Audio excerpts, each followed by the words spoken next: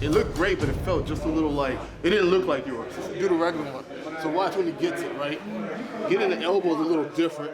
See, he's not really on the elbow, he's kind of up there. So I switched the grips to sit up to get it. For us, that little help and kick gives you the momentum because you were able to sit up a little easier. Yeah. We're still flat on the back, which is always bad. Yeah. Nice. Yeah, I know for the bigger guys, sometimes they got to tweak things a little bit. My parents were both teenagers when they had me. My father was just not the best father figure, not really supportive, drinker, very abusive. So it was, I really grew up in a household that was not the best household. It affected my life in many different ways. It really made it hard for me in school to make friends, always being told that you'll never amount to anything, watching my mom get abused. My father committed suicide. It wasn't the greatest situation. I'm Chris Pike, and I was born in Santa Monica, California, and I now reside in Sunland. It's Saturday morning, and we are gonna go visit Chris Pike, a friend of mine at M3 Fight and Fitness in Montrose, which is my buddy Danny's gym. He's gonna teach a class. I'm excited. I haven't seen him in a while. I haven't been out there in a while, actually. Been real busy. But yeah, it's gonna be good training. So I'm about 140, 5'7", typical light featherweight. And I met Chris, I can't tell exactly when, it must have been a couple years ago. I believe he was a purple belt at the time. He's a brown belt now. And as every light featherweight could probably relate to, you get excited when you see someone your size. So it's like, great, let's roll. And you could tell a lot about a person by the way they roll. And as soon as we rolled, I was like, man, this guy gets it. I'm super excited to watch him teach. Let's go ahead and bow in. Go. High knees. I really had no idea this art would affect me like it did. It's the only time I truly feel like my spirit is alive, is when I'm on that mat. And it just has changed everything in my life. All right, so now I'm gonna show technique from the lasso, and I'm gonna go into an omoplata. So we're gonna come here, extend, break the grip. Okay, get our nice strong lasso. And I'm gonna transfer to his elbow. Now, what I'm gonna do is I'm gonna start to extend my leg out and pull with the elbow at the same time. And as soon as I start to do that, I can release my hand that is right here, and I'm gonna go 2-on-1. Both my hands on the elbow, okay? So when I start to come here, I'm gonna release, pull through, okay? Now I have control of the elbow. Come here, grab my shin, across the face. Still holding at the elbow. That's all I want you guys to do right now. Good? All right, on 3. 1, 2, 3. My life was pretty tumultuous. I was addicted to meth for a good 6 to 7 years. Wake up in the morning, getting high throughout the day. I didn't care what happened to me, so doing all the drugs just didn't matter anymore.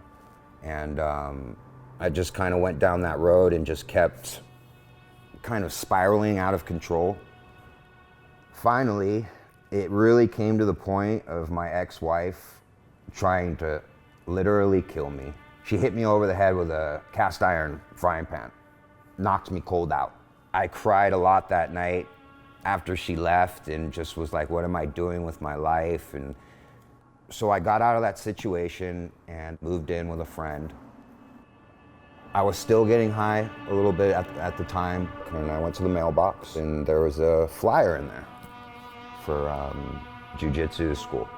And it happened to be like 10 minutes walking. So I said, you know what? I'm gonna go check it out.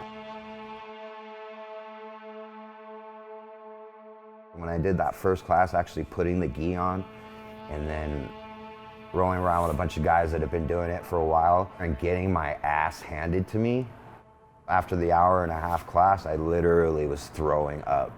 I could feel all the toxins starting to come out of my body. Even though I threw up, I felt so amazing after that, and I said, you know what, I want to do this. And I never really followed through with anything in my life. Always started something, but never finished it. Get your grips on my pants, yep. Want to pull back, extend out, bring the foot over, okay? Try. Yes, now loop the foot over. Yes.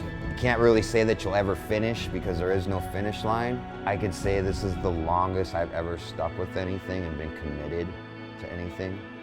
Send your foot through a little bit more. Yes, okay? You want your hand here, elbow tight, okay? Don't flare your elbows, all right? Life and jiu-jitsu are just one and the same for me because as in life and as in jiu-jitsu, you're taught a lesson every day.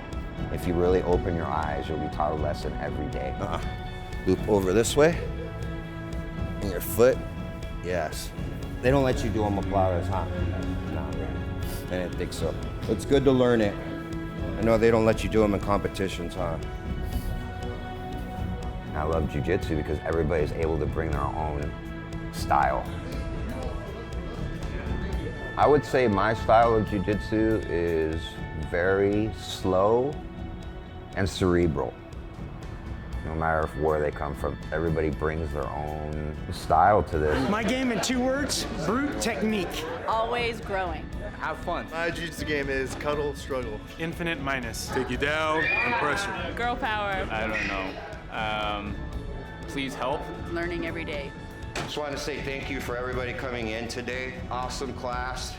You guys should try to come in as much as you can. Even when you're hurt and you can't actually roll, drill. Doesn't matter what age you are, okay? What ailments you have. Most of the failure is always going to be here. It's not going to be your body, it's going to be your mind telling you, I can't do this, I can't do this.